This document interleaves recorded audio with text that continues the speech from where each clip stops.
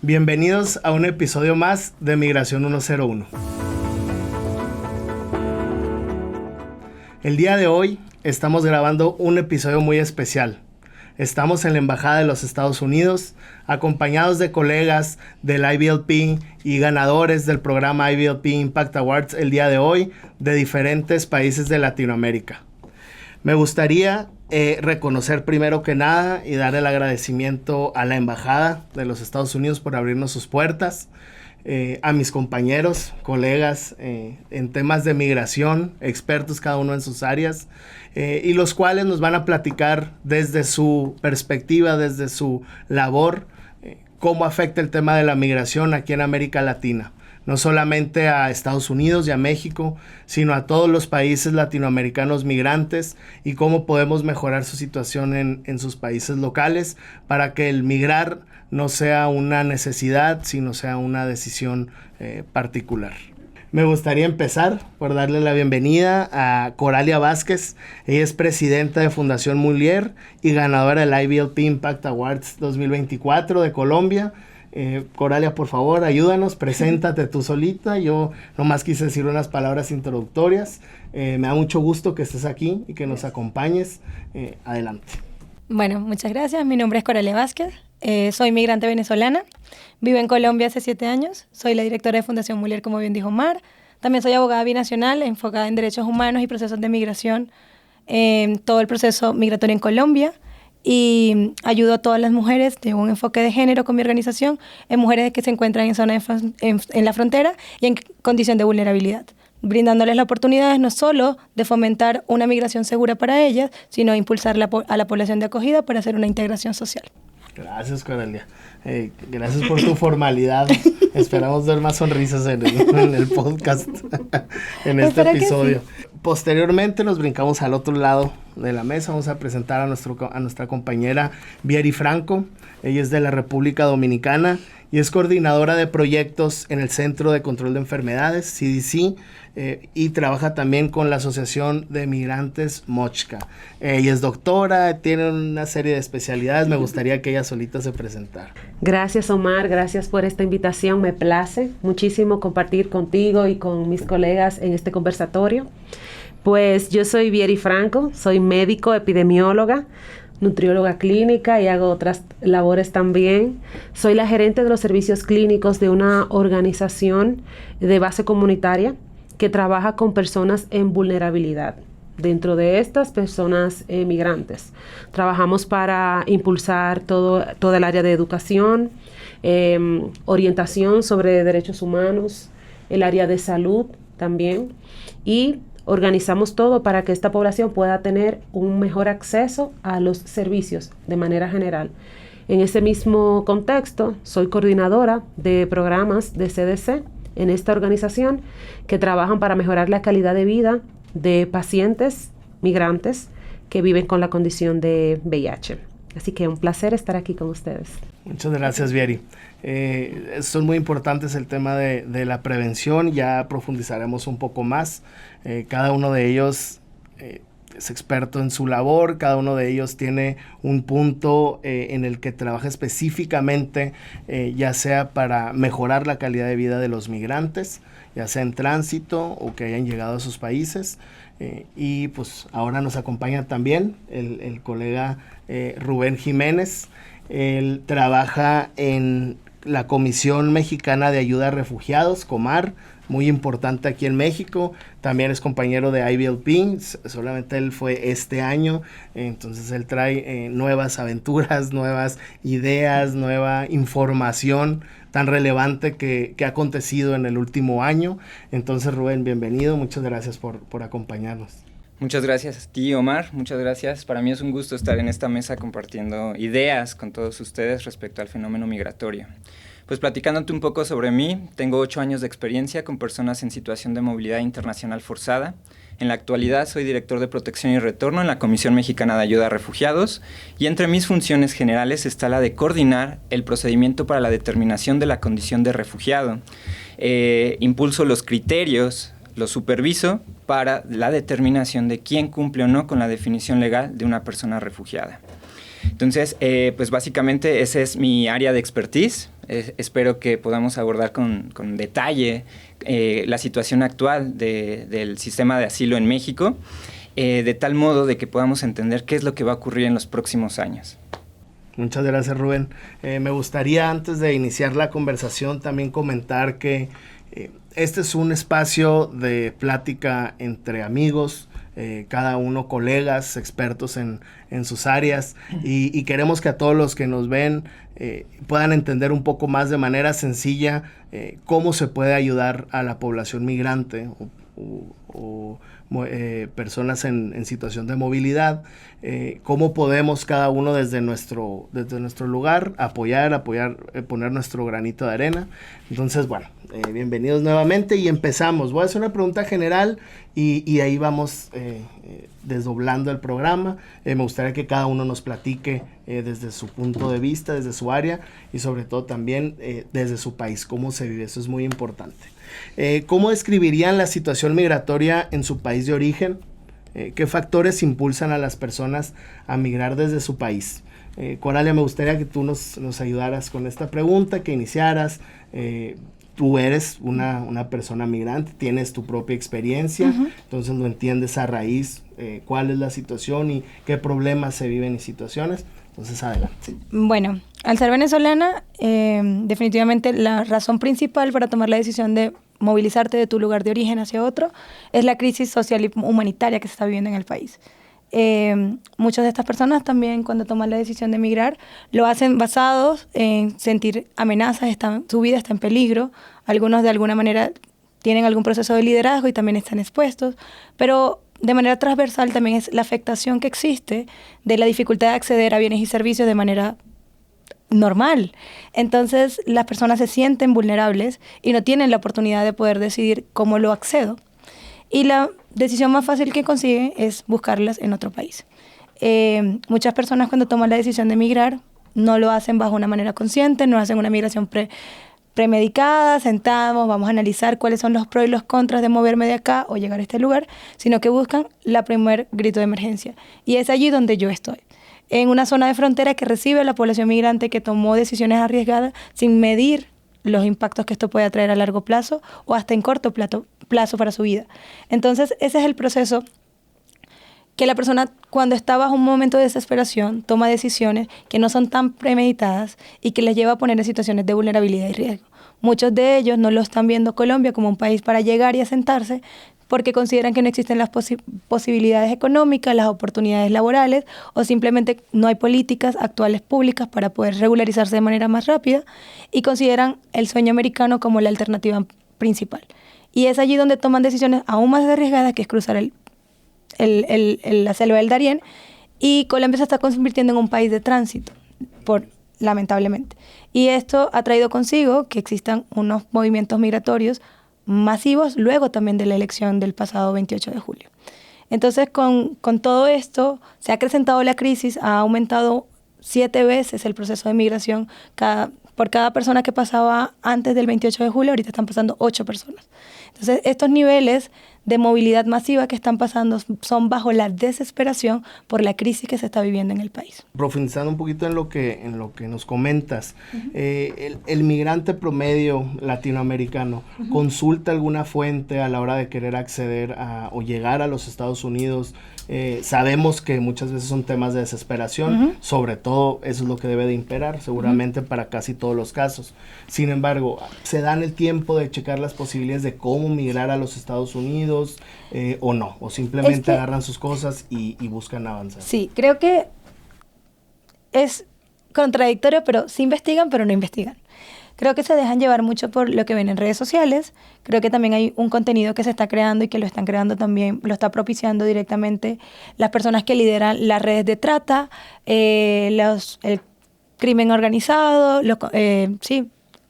grupos paramilitares están creando contenido, sobre todo en redes de consumo masivo, donde dicen que pasar la selva del Darién es súper rápido, allá vas a tener un montón de oportunidades, y te venden como ese sueño americano, como que fuera simplemente una jornada de turismo que vas a hacer durante unos días en una selva.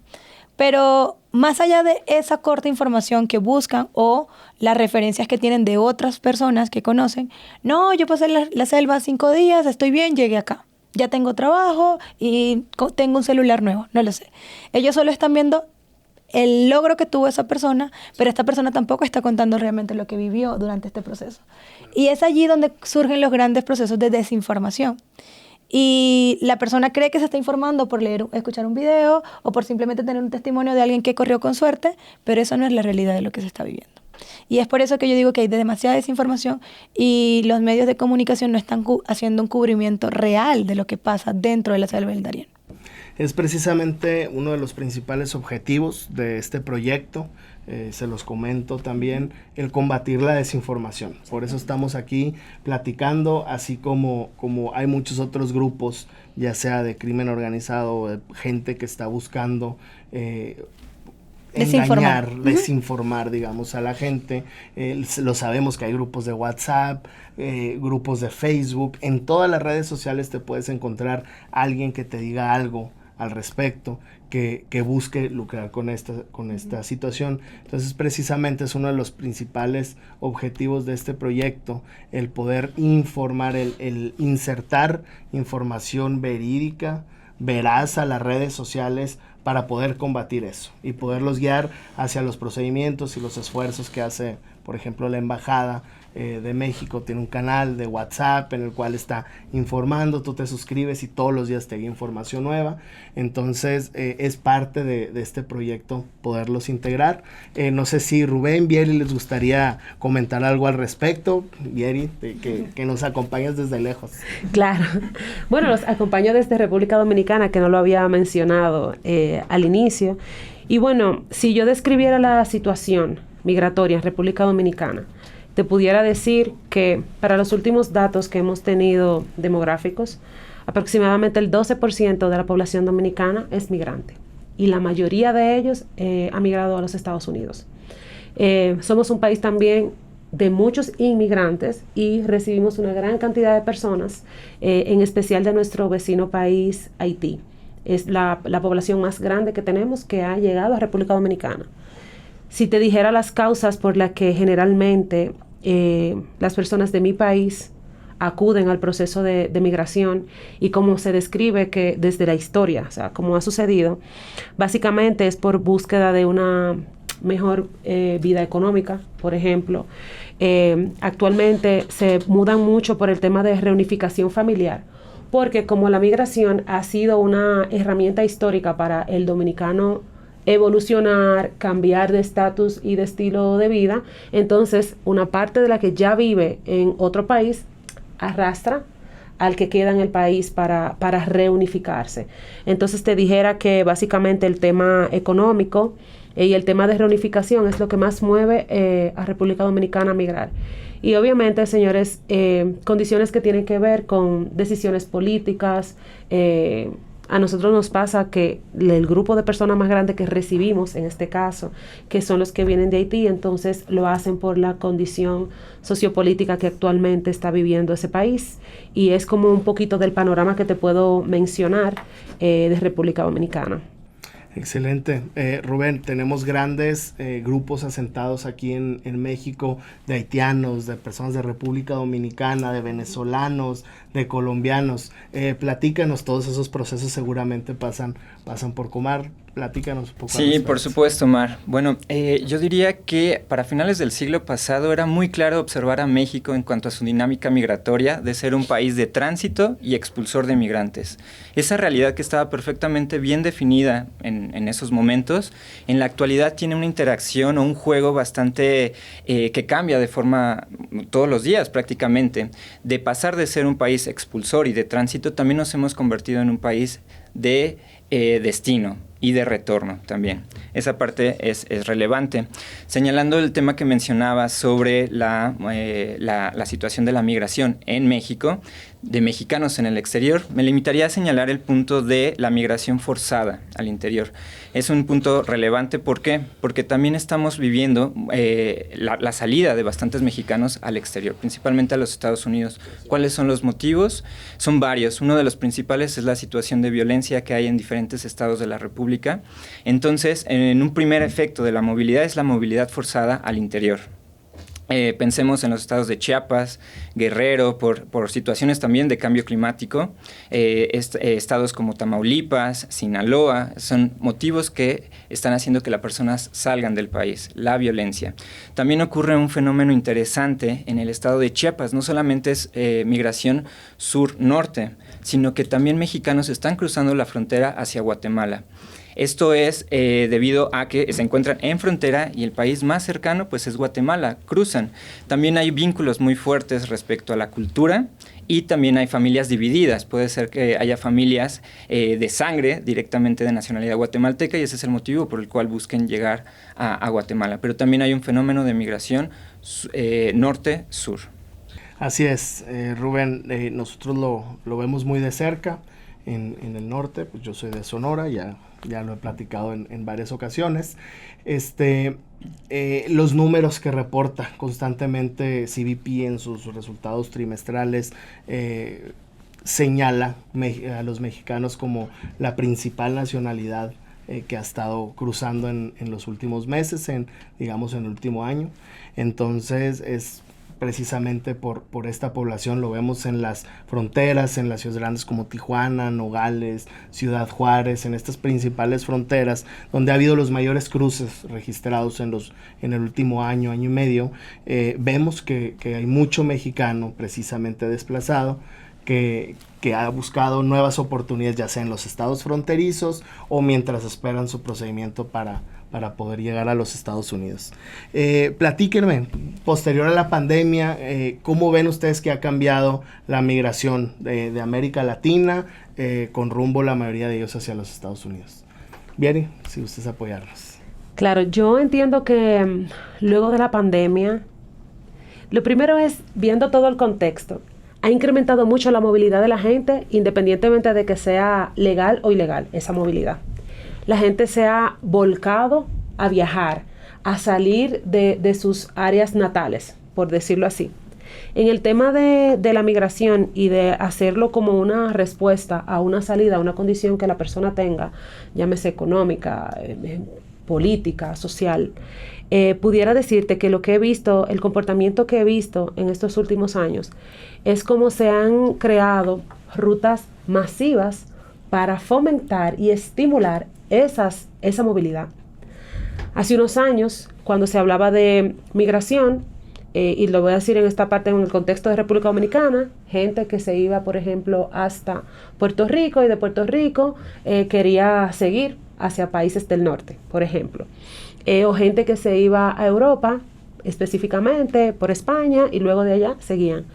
Pero en los últimos años, y en especial luego de la pandemia, se ha hecho muy famoso incluso en mi país una ruta que le llaman la Vuelta por México, que quizás ustedes lo han escuchado, y lo que hacen es que se ha fomentado, se ha publicitado una forma, un mecanismo muy estándar para movilizar a la población, para hacer que migren por esas rutas que incluyen pasos por el Darién, que incluyen rutas de a pie por diferentes fronteras hasta llegar a México y luego de México poder seguir en el proceso hacia los Estados Unidos. Y siento que es un proceso que más que regularizarse, se está fortaleciendo por grupos que son armados, por gente que está sacando provecho de este tipo de información. Y bueno, creo que es lo más que ha estado sucediendo como en los últimos años, estas rutas alternas que están siendo muy vendidas, que están siendo aplaudidas por esa población que la hace, y la gente está acudiendo como una herramienta de solución a sus problemas, al proceso de migración, un poco más que años anteriores. Así es, Rubén, lo hemos visto reflejado en los números de solicitudes, en los números, en las atenciones que ha recibido Comar. Si gustas platicarnos un poco al respecto. Sí, por supuesto. No sé, Omar, si tú sabías que del 2013 al 2024 hay aproximadamente 137,000 personas que han sido reconocidas con la condición de refugiado. Eso evidencia el enfoque que tiene el Estado mexicano de la protección de las personas que así lo necesitan.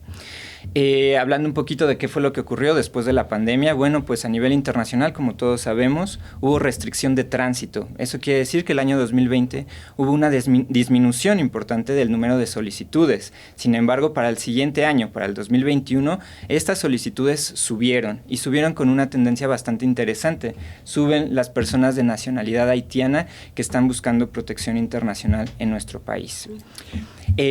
Para poner un poco de contraste de lo ocurrido en los últimos años, en el año 2013 aproximadamente, 2014 más bien, 2.100 personas buscaron protección internacional en nuestro país. El año pasado lo cerramos con 141.000 personas buscando iniciar un procedimiento ante la Comisión Mexicana de Ayuda a Refugiados. Este año tenemos una contracción en cuanto a los números. De enero a octubre van alrededor de 66.000 personas que están tratando de iniciar un procedimiento con la Comar. Aquí hay algo también bastante interesante, Omar, es que nuestra ley, la Ley sobre Refugiados, Protección Complementaria y Asilo Político, se crea o se publica en el año 2011 en un contexto migratorio muy específico. Si bien esta ley tiene varios posicionamientos enfocados en temas de derechos humanos, por ejemplo, a diferencia de la Convención de 1951 sobre refugiados, incorporamos el motivo de reconocimiento, el género como motivo de reconocimiento de la condición de refugiado. Pero esa ley no logra en la actualidad responder a las necesidades que tiene el sistema de asilo respecto a los flujos que estamos recibiendo. Esta ley tiene que ser actualizada. Así es, la ley de migración, la ley sobre refugiados, definitivamente se requiere de una actualización general para el correcto respeto a los derechos humanos y sobre todo el reconocimiento de los grupos, de los tipos distintos de grupos que van en el tránsito migratorio, ya sea por América Latina y que llegan eventualmente a México. Coralia, me gustaría preguntarte qué desafíos se enfrentan los migrantes por su ruta, en su ruta desde el sur del continente, que la mayoría de ellos, como lo platicamos, buscan llegar a los Estados Unidos. Colombia tiene muchas fronteras. Voy a hablar inicialmente con las fronteras venezolanas, que son las que más conocimiento tengo. Y Colombia tiene muchas fronteras con Venezuela, pero también tiene fronteras con Perú, con Ecuador, con Panamá. Entonces, en efecto, cada frontera es un contexto completamente diferente. Yo supongo que acá en México pasa igual. Dependiendo de la necesidad o hasta el contexto climático de cada ciudad o de cada frontera, eso va a influir. Entonces, definitivamente, el mayor reto está inicialmente por cuál frontera vas a pasar. Y luego de que eso pasa, que ya estás dentro del país, el proceso va a ser llegar a la zona de frontera en el Darién, que es con Panamá, y hay dos ciudades que están de camino, que es Turbo, y que es del departamento de Antioquia, y Necoclí. Entonces, estas ciudades presentan unos retos masivos porque eran ciudades muy pequeñas y no estaban preparadas para recibir esta cantidad tan grande de personas. Y esto también ha generado, desde otro punto de vista, un movimiento de la economía que no estaba planteado para esa ciudad. Que este movimiento económico está siendo también utilizado por los grupos al margen de la ley para beneficiarse de ello. Esto también ha generado un dinamismo dentro de la política del municipio o de la ciudad en específico. Entonces, los retos están, primero, de inseguridad. Hay unos niveles masivos de matanzas que están pasando dentro de la frontera para poder llegar a Estados Unidos. Hay canibalismo, hay indígenas que son caníbales también dentro de la selva. Hay un tema también de todo el proceso de utilizar las personas como mulas para transportar droga. El crimen organizado también se está haciendo beneficio de ello. Pero más allá de todo esto, el simple hecho de las personas exponer su vida durante tantos días sin saber qué les espera dentro es el reto mayor. Sin embargo, muy de la mano de todo esto está tomar la decisión. Y es que tienes que estar muy necesitado para poder decir, voy a enfrentarme a esto. O enfrentarme a esto, porque puede ser que alguien tenga conocimiento, es mejor que quedarme viviendo lo que estoy viviendo. Entonces, desde una manera muy empática, también entender que la decisión que la persona la toma está basado realmente en la necesidad que está viviendo. Está basado en una realidad que puede ser completamente alternativa a lo que está viviendo alguien en su igualdad de condiciones. Entonces, se tiene que enfrentar también a un proceso de duelo migratorio, que si bien es cierto el duelo migratorio nunca se supera, porque cualquier cosa que pueda recordarte tu casa, tu familia, te va a hacer falta y te va a hacer llevar un momento de remembranza. Pero más allá de todo esto está el proceso de poder decidir dónde mi vida está en menos riesgo. Entonces, buscando buscar el sueño americano, pero también buscando pasar una infinidad de países en el camino, unos riesgos que están expuestos, pero sobre todo también decir qué voy a lograr cuando llegue, qué me está esperando, cuáles son mis oportunidades, a qué me voy a enfrentar. Y ese es el verdadero riesgo que tiene toda la persona que se encuentra en movilidad humana y que yo lo viví y que lo vive cualquiera que toma la decisión. ¿Qué va a pasar con mi vida? ¿Qué voy a hacer de aquí a allá? Y esos niveles de angustia y de ansiedad también son perturbadores durante todo el proceso de movilidad. Entonces, como para cerrar todo lo que acabo de decir, simplemente es que va a depender mucho del contexto y de la realidad que esa persona esté viviendo y qué lo llevó a tomar esa decisión. Así es. Ahorita que platicábamos sobre el tema del cómo avanzan por los países de Latinoamérica y de diferentes partes que puedan llegar hacia el continente americano. Me gustaría señalarlo y que lo platiquemos, ojalá ahí tengan algo al respecto que comentar. Se ha transformado muchísimo gracias a la tecnología la migración hoy en día. Antes era la gente avanzando, a lo mejor con algo que tuvieran a la mano o inclusive preguntando cómo poder seguir avanzando con rumbo hacia donde se dirijan. Hoy en día, con el uso de la tecnología, con el uso de los dispositivos móviles, ¿cómo ven ustedes esta incorporación de la tecnología a la migración? ¿Lo hace más seguro? ¿Lo hace más riesgoso? ¿Es más fácil? ¿Están expuestos a más cosas? El que guste, adelante. Sí, voy a empezar señalando el tema de las rutas migratorias, que es algo bastante interesante que ustedes dos tocaron. La migración sur-norte, uno de los puntos clave es el Darién. Sí. ¿Quién está cruzando por el Darién? Si nosotros revisamos los datos de migración de Panamá, la principal nacionalidad es Venezuela. Sin embargo, de Panamá hasta México se van incorporando otras nacionalidades y hay puntos estratégicos, y señalaría específicamente Nicaragua como uno de los países que está cambiando las rutas migratorias en la región. ¿Por qué? Porque a través de las políticas de inmigración de Nicaragua están llegando personas del Caribe, principalmente personas de Cuba y de Haití, a las cuales no se les pide una visa, pero no solamente son personas del Caribe, sino que también son personas que provienen de África y Asia. Ahí es en donde ellos se incorporan. Aunado a ello, pues cada vez que va subiendo estos flujos mixtos hacia el norte, también se incorpora migración procedente de El Salvador, de la propia Nicaragua, de Honduras y de México. Claro. Rubén, qué bueno que comentaste eso. El año pasado sufrimos un grupo enorme, un flujo enorme, completamente atípico, que lo recibió también los Estados Unidos y obviamente nosotros en tránsito por México, de nacionalidades extracontinentales, específicamente africanas, del continente africano y del continente asiático, así es. Por Sonora, yo les puedo platicar de ahí, tuvimos el flujo de las nacionalidades africanas, hasta 46 nacionalidades, atendimos a más de 36,000 personas, fue un esfuerzo titánico por parte del estado de Sonora que se logró gracias al gobierno y la atención humanitaria que buscó en ese momento darle a esta gente que claramente se encontraba en situación de vulnerabilidad y que ellos también claramente tenían un solo destino. La gran mayoría de los flujos migratorios que llegan al estado están a un paso de llegar hacia los Estados Unidos. Entonces muchas veces nosotros les ofrecemos cualquier tipo de oportunidades para que logren un desarrollo, se puedan asentar en el estado. Sin embargo, la gran mayoría de ellos pues deciden continuar su camino y que pues, es muy válido.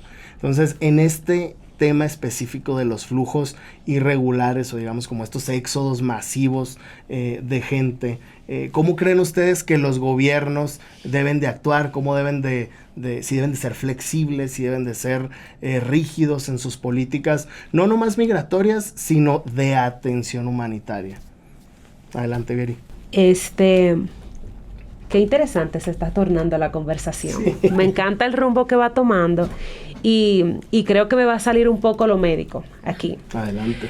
Mira cómo él menciona todas esas nacionalidades, las personas que se van moviendo y cómo se van incorporando. Y te voy a hacer 2 acercamientos, una para rescatar el tema de la tecnología y uno para enfatizar en qué yo pienso que debe pasar, más que con gobiernos, con las políticas públicas para estas personas. Y política pública me refiero a todo lo que incluya legalidad, salud, acceso a servicios.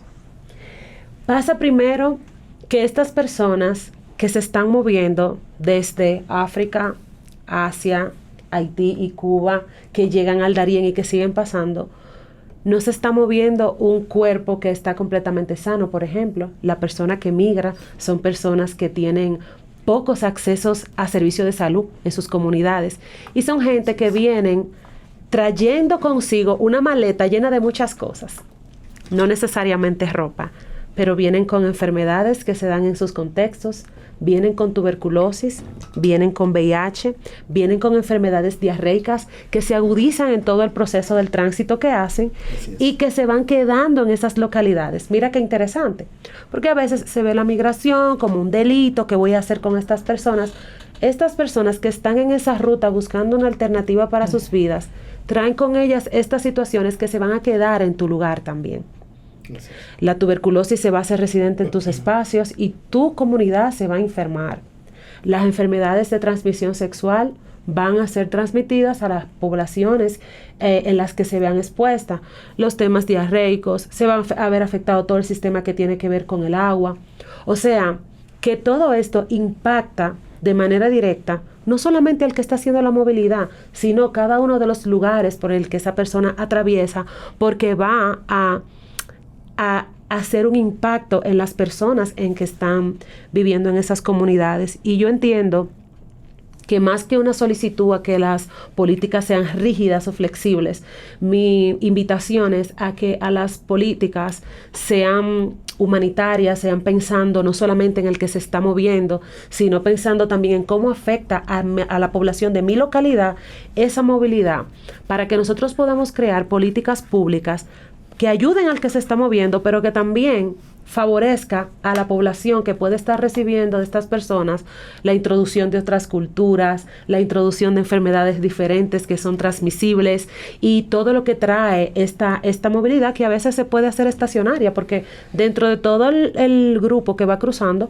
hay algunos que se van quedando y se van juntando con gente de tu país y se va multiplicando esas personas, y eso deja una huella que nosotros como salubristas, como parte de gobierno, como parte de sociedad civil, debemos ofrecer una política que pueda apoyar, una política pública que mejore esa condición.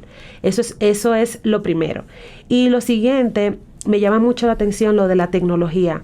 Señores, la tecnología, tanto en el área de migración como en cualquiera de nuestras áreas de trabajo o de desarrollo en la vida, puede ser tan positiva como puede ser lo peor que puede estar pasando. ¿Saben por qué? Porque qué bueno que ahora la gente puede tener un norte, puede tener una guía más clara de por dónde va a cruzar. En cualquier punto prácticamente podemos encontrar acceso a Internet.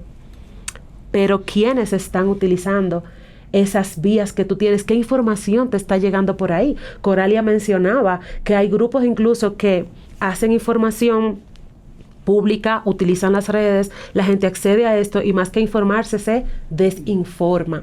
Y eso es muy peligroso. Entonces, dependiendo de cómo se utilice la tecnología para apoyar a estas personas en movilidad, pudiera ser un factor muy bueno.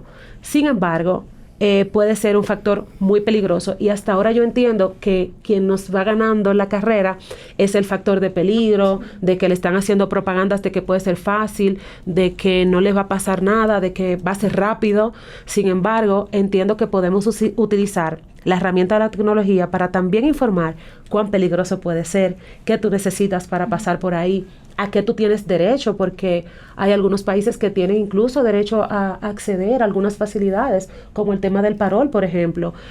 Vamos a informarte en qué consiste el parol, cómo puedes aplicar al parol, pero creo que la forma en la que se utiliza para el tema de migración ahora mismo quizás no es la más adecuada. Entonces, como que para cerrar, fortalecer un poquito lo que pudiéramos hacer con esta herramienta tan poderosa que puede llegar a tantos y a veces hasta fácil de utilizar, que es la tecnología, y por otra, crear políticas públicas que favorezcan a toda la población que va en movilidad y que también favorezca al lugar, a la localidad por donde pasan esas poblaciones. Claro. Creo que todos estamos de acuerdo en que los esfuerzos que ha hecho estos últimos años el gobierno de los Estados Unidos para generar programas, para poder traer de manera legal a los migrantes hacia su país, son excelentes esfuerzos. Sin embargo, para todo hay espacios, recovecos legales, maneras muchas veces de hacer las cosas que luego estas personas sacan provecho, pues, ¿no? De la vulnerabilidad, de la gente. Coralia. Sí, como respondiendo un poquito a eso, el uso de la tecnología, me voy mucho a lo que respondí hace un poco, va a depender también del contexto. Y en efecto, es una realidad, la tecnología se está utilizando para desinformar, en muchas ocasiones más que para informar, pero también creo que la tecnología de alguna u otra manera ha hecho que los procesos migratorios sean más amables. La tecnología nos acerca, a mí me da la oportunidad de hablar con mi familia, llamar a mis sobrinos y verlos crecer a través de una pantalla por lo menos. Y eso es, no sé, invaluable. Venezuela fue un país que se hizo de cultura migrante, recibió muchos migrantes de todo el mundo. Y escuchar las historias de migración, no sé, de los papás de algún amigo o de algún familiar que tengo que sea migrante de otro país, va a ser muy diferente a las historias de migración que hoy por hoy escucho. Porque de alguna manera te sientes presente en la mesa a la hora de Navidad, por ejemplo. Pero también lo veo en el proceso de integración. Yo admiro muchísimo, yo trabajo con muchas mujeres, como les comentaba al inicio, y yo admiro muchísimo el poder de convocatoria que estas mujeres han logrado establecer en sus propias comunidades. Con simplemente un grupo de WhatsApp, un mensaje en difusión, no sé, les ayuda o llevan un mensaje de información muy valiosa para otras personas de la comunidad. Las lideresas sociales con las que trabajo, que les mando un saludo y les mando mi eterna admiración para ellas porque hacen un trabajo invaluable. Con un solo mensaje llegan masivamente mucha gente. Y es como, el día de mañana tendremos jornada de regularización, mañana tenemos inscripción en SIGBEN, lo que sea. Y ese mensaje, que puede ser 3 líneas, le puede cambiar la vida a una persona. Porque le da la oportunidad de que esta persona acceda a los servicios de salud, que bien, como dice Vieri, en Colombia las personas que están migrando están buscando también esa calidad de vida. En Venezuela los servicios de salud son deplorables. Y yo, como una víctima de un sistema de salud que tampoco me ayudó en mi momento, puedo dar fe de eso. Entonces, las personas que migran, yo por lo menos también busqué la salud de mi mamá en otro país. Entonces, eso también te garantiza, la gente está movilizándose porque quiere garantizar esa salvaguarda de sus derechos. Entonces, la tecnología también nos ha ayudado a garantizar, a cortar un poquito ese espacio o esa brecha que existe. Sí, definitivamente, es digámoslo así en palabras más coloquiales, es un arma de doble filo. Totalmente. Por supuesto, el lado positivo está muy marcado, cómo nos ayuda, cómo nos apoya, sin embargo también está bien definido el lado negativo, ¿no?, del tema de la tecnología. Rubén, me gustaría hacerte una pregunta específica. ¿Cómo se vive la migración aquí en nuestro país? Rubén, mexicano, igual que un servidor, aparte trabajas en un área toral muy especial de este tema. ¿Cómo ves el tema del tránsito, el retorno y recepción? ¿Cómo lo ve Comar? Y ¿cómo atienden las áreas gubernamentales, digamos, este fenómeno? Perfecto, muy bien, Omar. Lo voy a relacionar con tu pregunta anterior del tema de la tecnología. Yo creo que la gestión migratoria invariablemente requiere de la innovación tecnológica.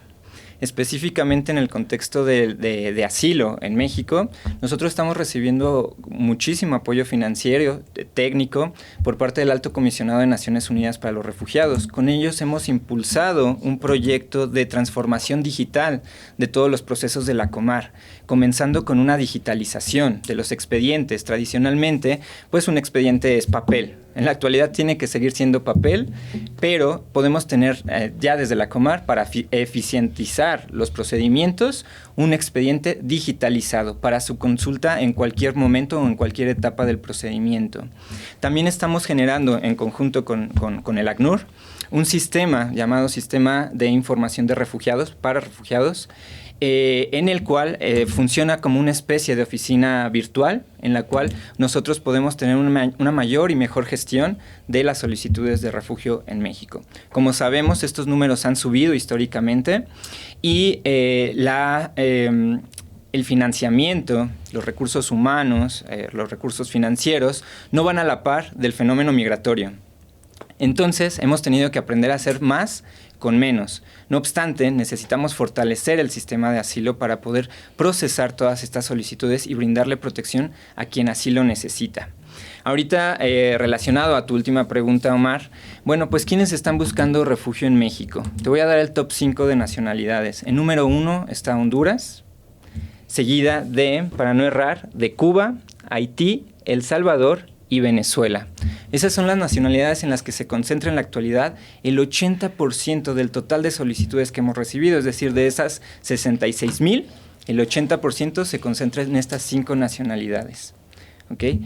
Esa es la población que en este momento está buscando protección en nuestro país. Oye, Ron, quiero aprovechar para hacerte una pregunta todavía más de base, más sencilla.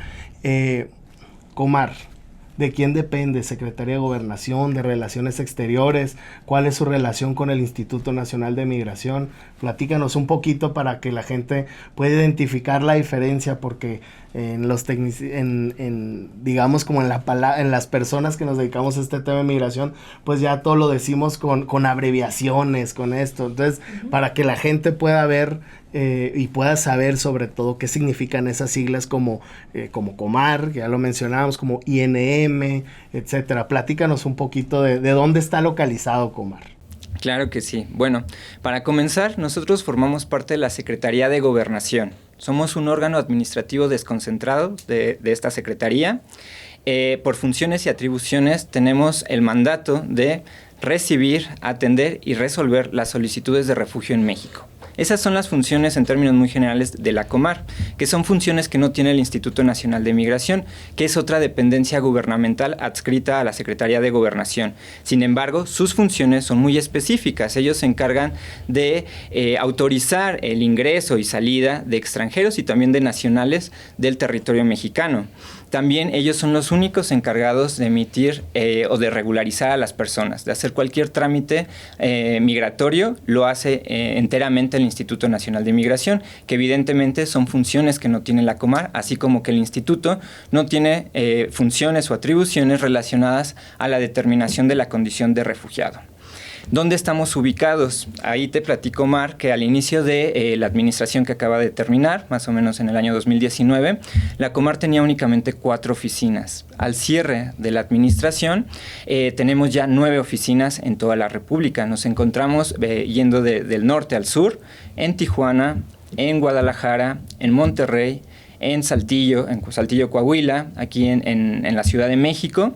En el sur tenemos oficinas en la ciudad de Tapachula, en Palenque, Chiapas, en Tenosique, Tabasco, en Oluta, Veracruz, y ya, me parece que esas son todas. Voy a dejar la petición formal aquí, que en Sonora les hace falta tener oficina también. Oigan, platíquenme ya, bueno, vamos a generalizar esto un poco, ya platicamos sobre cuál es la situación actual, los desafíos. Vamos a platicar ahora un poco sobre el futuro, ¿ok? México acaba de pasar por un proceso de elección y es un gobierno entrante y traerá sus políticas. Si bien de alguna manera parece que llevan más o menos el mismo rumbo, seguramente esta nueva administración le imprimirá su sello particular. Igual los Estados Unidos acaban de pasar por un proceso que va a ser un cambio, digamos, un poco... puede que sea más notorio en cuanto a las políticas. Ya veremos, igual lo podemos platicar esto más adelante. Pero me gustaría preguntarles, así pregunta general, abierta, para lo que quieran compartir. ¿Cómo ven el futuro de la migración en Latinoamérica? El que guste lanzarse adelante. El futuro de la migración en Latinoamérica es que yo creo que puede ser tan no predecible como predecible a la vez. Si bien es cierto, las políticas de Latinoamérica cada vez están en posiciones de cambio, es muy importante mencionar que siempre va a depender de la necesidad de cada país. Y estos flujos migratorios pueden tanto aumentar como disminuir de acuerdo a eso.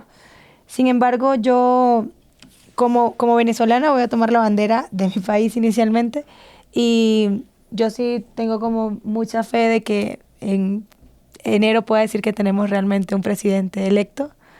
pero eso también implicará muchas otras cosas. Y una de las mayores causas de lo que ha movido a la gente es eso. Pero entender que si bien es cierto que en enero, que si todo sale bien vamos a tener nuevo presidente electo, que es Edmundo, esto también va a traer consigo un proceso de migración masiva desde otra perspectiva, gente que va a querer regresar a casa. Y esto va a empezar a ser un flujo que va a empezar a moverse porque no solo van a regresar directo a Venezuela, sino que pueden estar haciendo migraciones pendulares a otros países previo a llegar.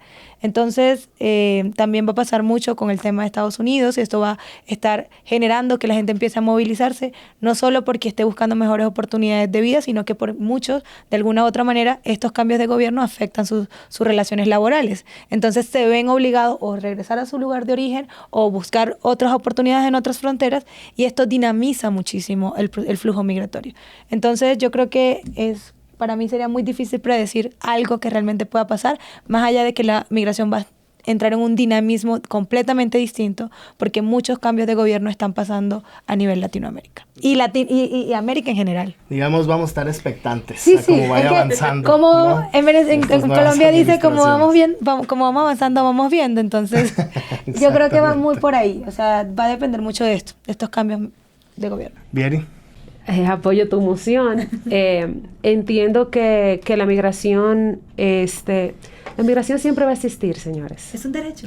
Es un derecho, es una actividad que las personas la van a hacer de manera innata. Siempre va a existir. Entiendo que la gente va a seguir movilizándose, que gente que entienda que la condición económica del norte o de los Estados Unidos va a mejorar porque entienden, por ejemplo, que lo que se ha hecho eco es de que quizás a partir del nuevo gobierno mejoren las condiciones sociales, las condiciones económicas del país, pues la gente se va a volcar porque la gente quiere llegar ahí para mejorar su condición de vida. Así que yo entiendo que sí, que va a seguir el flujo migratorio, que va a seguir hacia el norte y hacia países que están desarrollados. No solamente Estados Unidos, sino países que están desarrollados, la gente buscando una mejoría. Y te pudiera decir que como yo veo el futuro de la migración, en relación a cómo lo vemos ahora, creo que va a mejorar, que lo voy a ver un poco más organizado. Las organizaciones de sociedad civil cada vez se hacen más eco de los procesos de migración, se integran para buscar una solución oportuna. Y aunque falta mucho por hacer, falta mucho por organizar, incluso los gobiernos también están teniendo iniciativas, tienen un departamento destinado para migración. Eso hace años tú no lo veías. Los que tienen ministerio, los que tienen departamento, los que tienen oficina, depende del país, va a cambiar el nombre de la institución, pero se están creando, están surgiendo y la cooperación ha ido intensificándose. Sigue siendo una lucha. Seguimos luchando porque los derechos sean respetados de mejor manera para estas personas que se están movilizando, pero la conversación está en la mesa y eso es importante. Claro, tocas un punto excelente. Definitivamente, la visualización del tema migratorio, no solamente forzado por los flujos, ¿no? O sea, los flujos forzan a que se hable del tema, por tema de seguridad, por tema de salud, pues ya saben que impacta en todas las áreas y es un tema de gobernabilidad por cada país que van avanzando. Ahora, la flexibilidad que tengan que mostrar los gobiernos a su paso y esa capacidad de adaptarse a los flujos migratorios como se presenten, de otros continentes como Asia y África, latinoamericanos, porque esos son unos de los grandes retos, no solamente atender de manera humanitaria, sino respetar los aspectos culturales con los que vienen otros flujos migratorios en busca de una mejor situación de vida para sus familias. No sé, Rubén, si te gustaría comentar algo al respecto, porque ahorita me gustaría pasar a prácticamente un último tema final. Sí, Omar. Bueno, pues yo siempre he pensado que analizar los sistemas de asilo en el mundo es un termómetro de qué tan seguro o inseguro es el mundo. ¿Okay? Desafortunadamente, si no se atienden las causas estructurales que están motivando a la que las personas salgan, bueno, pues en temas de movilidad internacional forzada vamos a continuar recibiendo solicitudes, no solo México, sino todos los países que tienen una CONARE, de personas que están huyendo a causa de la violencia, de la discriminación, etcétera, ¿no? Eso es una realidad. Sin embargo, también hay algo positivo que lo retomo de Nieri. La cooperación internacional, la cooperación regional está cobrando mucha fuerza. México forma parte de la MIRPS, que es el marco integral regional para la protección y soluciones, en la cual participa todo Centroamérica y poco a poco se está ampliando a otros países de la región, ¿no? Recientemente hubo una reunión en Panamá en donde se invitó a Brasil. Me parece que también participó algunos otros países de Sudamérica, con la finalidad de hacer un intercambio de buenas prácticas de los sistemas de asilo de cada uno, porque la respuesta es compartida. La respuesta no se encuentra en las instituciones de gobierno, la respuesta no se encuentra en un solo país, no se encuentra en los Estados Unidos, es un trabajo colaborativo. La movilidad humana involucra la cooperación internacional invariablemente. Así es, diste en el clavo definitivamente.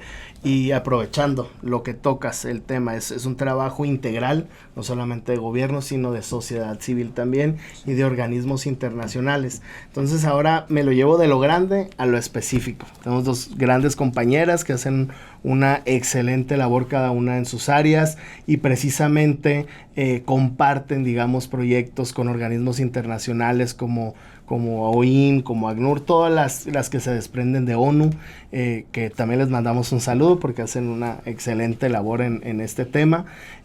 Platíquenos ya un poquito de su tema específico de cada una, porque podemos hablar acá arriba de números y cantidades y flujos, palabras generales. Sin embargo, la labor está en el piso, está en los edificios, en los lugares que ustedes recorren, en la gente que ustedes atienden.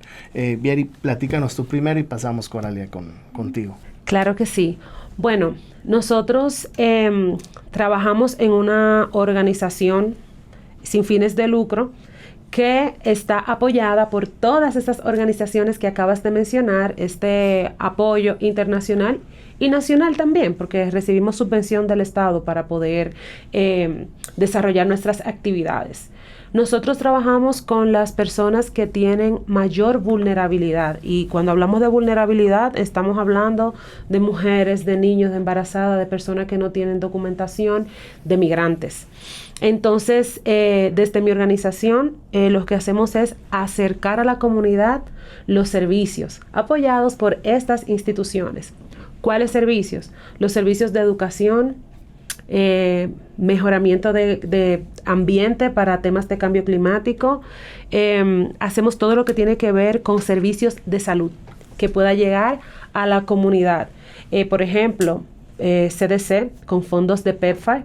Saben que tenemos los fondos de PEPFAR de los Estados Unidos con dos brazos operativos, básicamente, USAID y CDC. Nosotros trabajamos de la mano con varios proyectos con estas organizaciones para facilitar que las personas puedan tener un techo, para facilitar que las personas puedan tener por lo menos una comida en el día, para hacer que las personas puedan recibir servicios de salud de atención primaria.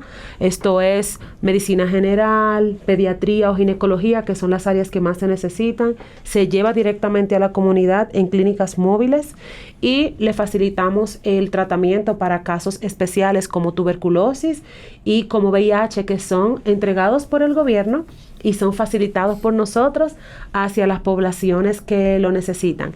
Y repito, de manera general para población vulnerable, pero muy específicamente para gente que vive en lugares de difícil acceso y gente que son migrantes.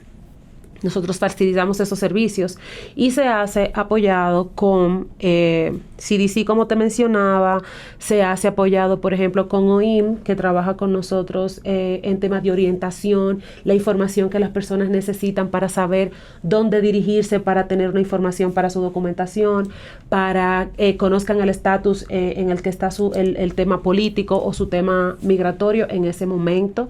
Entre otras, trabajamos también con proyectos de WSM que vienen desde Europa y apoyan a toda la población que está en situación de vulnerabilidad para acceder también a los servicios que tienen que ver con los derechos fundamentales, obviamente dentro de estos la salud, la protección a una persona que está en movilidad, y pues eso es lo que hacemos generalmente en el día a día. De manera muy particular, en mi caso, estamos extrapolando toda esta ayuda que viene de manera general, canalizándola hacia mujeres para que puedan desarrollarse, para que puedan tener un oficio, para que puedan acceder a los servicios a los que tienen derecho, manejen información, se formen y no tengan que participar de procesos ilícitos, por ejemplo, para poder alcanzar el desarrollo en sus vidas. Eso es lo que hacemos generalmente, apoyado por diferentes organizaciones. Muchas felicidades, Vieri. Excelente labor, estoy seguro, y pues bueno, es una labor de día a día. Me da mucho gusto que tanto las áreas gubernamentales de tu país como organismos internacionales y programas de los Estados Unidos les apoyen en excelente labor. Muchas felicidades. Gracias. Coralia. Bueno, yo creo que tengo la plena seguridad que no solo las organizaciones y cooperantes están apostando a fomentar esa localización. El término localización busca que se empoderen a las organizaciones locales para impulsar los procesos de integración. Entonces, si bien es cierto, las organizaciones de base comunitaria son quienes tienen ese conocimiento, tienen la oportunidad de conocer porque han vivido desde una perspectiva diferente, posiblemente son beneficiarios de todo el proceso de migración, y ellos están buscando alternativas para fomentar realmente esa cohesión social. Y son las organizaciones de base comunitaria quienes lideran estos espacios por ese sentido de pertenencia que tienen. Entonces, si bien es cierto, la cooperación actualmente está apostando a eso, creo que se siguen existiendo muchas brechas para que esto se logre. Entonces, creo que para no hacerme largo el cuento, simplemente es seguir fomentando esa localización, seguir impulsando a que las organizaciones de base comunitaria, que son realmente los protagonistas de todo esto, tengan un mayor nivel de incidencia, un mayor impacto, pero que también los inviten a sentarse en las mesas de construcción de políticas públicas, de construcción y de cambios reales, de la creación de políticas donde el verdadero beneficiario forme parte de esa construcción. Porque a veces creemos que hacer una política pública solo es conocer el contexto sin saber lo que la persona realmente necesita. Entonces, darle un poco más de participación creo que sería clave en esos espacios de incidencia y de políticas. Ok, sí lo vamos a hacer un poquito más largo para que nos platiques de Mulier. Platícanos de Mulier, por favor. ¿Cómo nos estás hablando de todo mundo, pero no nos platicas de lo tuyo? Fundación Mulier significa mujer en latín, pero a su vez es un acróstico para mujeres lideresas empoderadas y resilientes. Es una organización liderada por jóvenes migrantes que estamos en la zona de frontera de La Guajira, en Colombia. Y somos jóvenes que tuvimos una iniciativa de querer aportar a nuestra comunidad de acogida, aportar a nuestro segundo hogar. Y queremos fomentar este empoderamiento, porque tenemos una frase que nos identifica mucho, y es que cuando una mujer progresa, su comunidad avanza. Entonces, creemos fielmente en eso y queremos retribuirle a esta comunidad de acogida que nos abrió los brazos desde un punto de vista de género, de empoderamiento. Colombia, lamentablemente, somos víctimas de una estructura patriarcal que de manera transversal está en todos los espacios, y poder también darle la voz a las mujeres migrantes en estas mesas, sentarlas, eso también es sinónimo de cambio, es sinónimo de entender que la población migrante yo no llegué allá con una estructura de vida planeada, sino que reinventé mi vida y comencé. Pero hay una frase que dice un amigo que para mí es muy importante, y es que nunca comenzamos de cero, comenzamos de nuevo. Entonces, comenzar de nuevo en un lugar nuevo, conociendo gente nueva y haciendo acciones nuevas, realmente genera cambios. Y eso es lo que hace Fundación Mulier, impulsar esa integración. Muchas felicidades, Coralia. Soy y somos testigos de la gran labor que haces, no paras, haya o no haya recursos. Sí, entonces, es que es muy complejo. Así es. Creo que pudiéramos abrir un espacio para hablar también de eso. Igual, pues agradecemos a los diferentes grupos digamos como de programas que genera a través de las embajadas de los Estados Unidos, sí, y otros grupos y otras organizaciones de la sociedad civil y organizaciones internacionales para poder lograr ese recurso. Voy a aprovechar y te robo un segundo también, Adelante. Con esa intención de agradecer a todos los cooperantes o todos los aliados que de alguna u otra manera han creído en el proyecto de Fundación Mulier.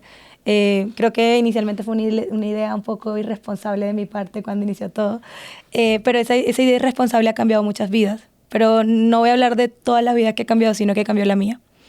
Y también es tener ese espacio de poder representar a mi comunidad en un lugar no solo nacional, local, sino llegar a espacios internacionales y convertirme en la voz de mucha gente que no tiene voz. Eso ha sido un gran logro para mí personal, pero sobre todo como mujer, como migrante. Y entonces, nada, agradecer las alianzas que he generado, agradecer también estar en espacios como a ti por la invitación, en espacios donde no solo están creyendo en la población migrante, sino que están creyendo en los cambios que podemos generar. Entonces, la Embajada Americana en Bogotá, que siempre ha sido nuestro aliado, USAID, que siempre cree en nosotros, Fundación Muller ha sido beneficiario de diferentes programas y de subvenciones para seguir generando cambios. Entonces, excelente. Gracias. Ojalá y nunca te falte el apoyo. Amén.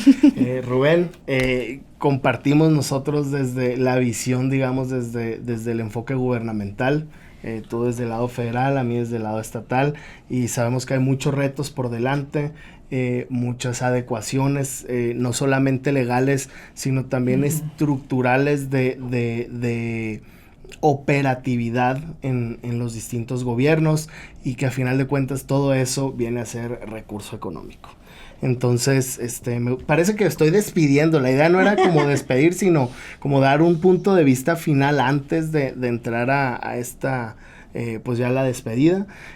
Sin embargo, sí me gustaría que también hicieras tú un comentario, Rubén, desde tu perspectiva gubernamental, al igual que yo, cómo ves hacia adelante la participación de los organismos internacionales y de la sociedad civil, como en el caso de ellas, qué se puede hacer para seguir apoyando a la migración.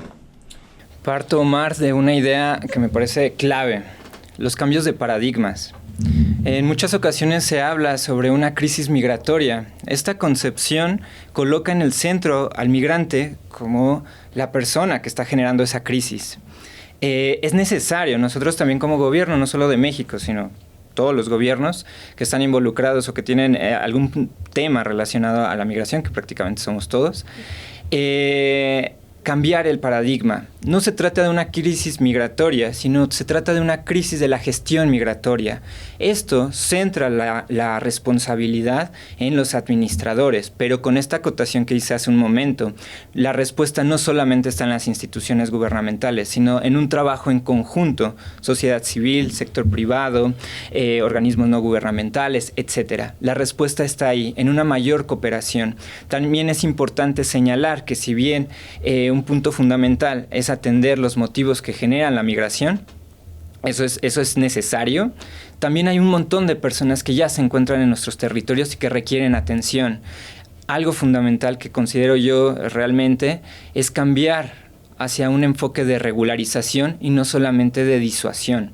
Hay muchos elementos que nuestro país, como México, puede brindar a las poblaciones en situación de movilidad internacional. La regularización contribuye a que la persona no busque vías irregulares de migración, a que no exponga su vida. También contribuye a que las personas no busquen segundos movimientos. Es decir, por ejemplo, la población haitiana para nosotros, para el sistema de asilo en México, es una población bastante interesante a la cual hemos enfocado mucho tiempo por los números que también ha generado. El año pasado fue con alrededor de 44,000 personas de nacionalidad haitiana iniciaron una solicitud con nosotros. Esta población requiere integración, que es la otra idea a la que voy. No solamente es la regularización, ok, ya tienes un documento con el cual puedes estar, valga la redundancia, regular en el país, sino que estas personas necesitan la integración. ¿Qué hago yo con una tarjeta? ¿Qué hago yo con una constancia de reconocimiento de la condición de refugiado si no logro integrarme a la sociedad mexicana o de cualquier país? Tenemos que buscar hacer el cambio de paradigma a una crisis de la gestión migratoria. Tenemos que buscar un enfoque de regularización, y el último elemento en este complejo rompecabezas es la integración, que las personas no se vean en la necesidad de volver a migrar en un segundo momento. ¿Por qué? Insisto, con la nacionalidad haitiana. Si nosotros revisamos las estadísticas de la Comar, vamos a observar que existen personas de nacionalidad brasileña y chilena dentro del top 10. Esto no indica significa que sean personas que provienen directamente de esos países, sino que son hijos de personas haitianas que vivieron en esos países, pero no lograron integrarse.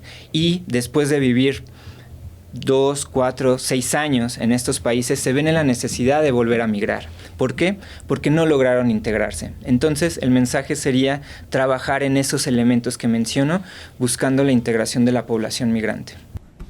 Excelente. Parece ser que ya cerramos. Me encantaría, si gustan agregar algo más, con toda confianza, opiniones personales, algún punto de cierre que hayan ustedes identificado y que a lo mejor se quedó ahí volando. Adelante. Yo solo quiero, más allá de dar unas gracias antes de finalizar, es como completar un poquito lo que decía nuestro compañero. Y es que para mí la migración no solo es un derecho, sino también es una oportunidad de cambiar. Y de cambiar políticas públicas, de generar transformaciones sociales y de realmente integrar a la comunidad. Entonces, migrar no solo es un derecho, sino una oportunidad. Muchas gracias, Coral. Vieri. Yo quisiera cerrar invitando a todos a participar, a construir un mejor futuro para las personas que deciden hacer esta migración, así que quizás a que se fortalezcan todos los accesos a los servicios para que la persona no tenga que acudir per se a una migración peligrosa, puede ser, pero también invito a que podamos llevar a la mesa conversaciones que traigan, que creen oportunidades para estos migrantes que ya lo hicieron y para las localidades donde ellos están desarrollando. Creo que esa es mi invitación, a que cooperemos para que mejoremos las condiciones y creemos de la migración una oportunidad.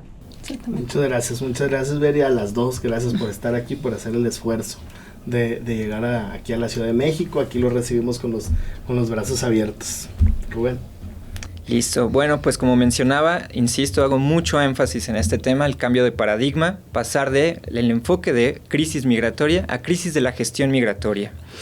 Estaba revisando hace poco datos de la matriz de seguimiento de desplazamiento de la Organización Internacional para la Migración. Ellos hicieron en el primer semestre de este año un ejercicio bastante interesante. Hicieron una encuesta a alrededor de 2,000 personas en diferentes puntos de tránsito migratorio, en la cual señalaban que el 70% más o menos tenían intenciones de llegar a Estados Unidos. Como mencionaba al inicio de mi intervención, esta lógica de tránsito, de llegar a los Estados Unidos, cambia en cualquier momento. Entonces, nosotros prevemos que, dada los resultados de las elecciones en los Estados Unidos, muchas de las personas que en un momento inicial buscaban llegar a los Estados Unidos se darán cuenta que no es tan fácil como creían al momento de salir de su país de origen. Sin embargo, tal vez esta misma encuesta señala que no es una opción regresar. ¿Qué ocurre? Las personas estarán en territorio mexicano y muchas de estas personas, que también indica esta encuesta, están huyendo de la violencia. Entonces, estamos hablando de probables refugiados.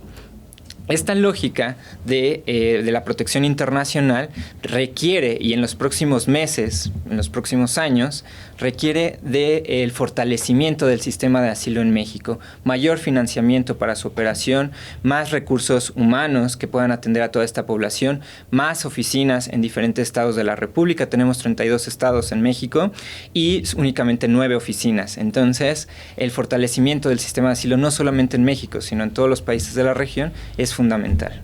Muchas gracias, Rubén. Muchas gracias por tus aportaciones. A los tres, muchísimas gracias por estar aquí. Nuevamente quiero agradecerle a la Embajada de los Estados Unidos en México por recibirnos. Es un orgullo ver la unidad entre estas dos banderas. No solamente compartimos territorios, fronteras, compartimos cultura, compartimos familias, compartimos historias que requieren de completarse, y pues bueno, nuevamente agradecerlos a ustedes. Síganlos por favor en sus redes sociales, se los voy a poner en el video. Síganos a nosotros, Migración 101, ayúdenos a combatir la desinformación. Sigan los canales de la Embajada de los Estados Unidos en México, brindan información muy sencilla, muy digerible, muy fácil de entender sobre los procesos para migrar de manera segura, ordenada y regular hacia los Estados Unidos. Nuevamente muchas gracias por estar aquí a ustedes. Mi nombre es Omar Miramontes y nos vemos en el siguiente capítulo.